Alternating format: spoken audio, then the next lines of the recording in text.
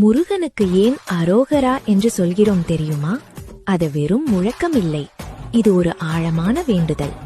திருஞான சம்பந்தர் ஒரு முறை பல்லக்கில் அமர்ந்து பயணம் செய்யும் போது பல்லக்கை தூக்கிச் சென்றவர்கள் பயணக்களைப்பு தெரியாமல் இருப்பதற்காக ஏலேலோ ஐலசா ஏலேலோ என்று பாடிக்கொண்டு சென்றார்கள்.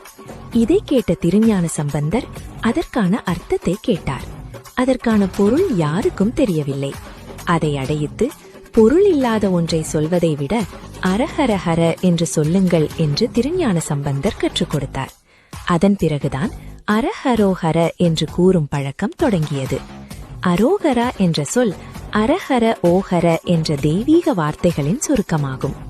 ரோகம் என்றால் நோய், அரோகம் என்றால் நோயில்லா நிலை, அரண் என்றால் காப்பவன், ஹரன் என்றால் துன்பத்தை நீக்குபவன். அதாவது முருகா, நோய், துன்பம், பாவம் எல்லாவற்றிலிருந்தும் எங்களை காத்து நீக்கி அருள்வாயாக என்பதே இதன் முழு அர்த்தமாகும்.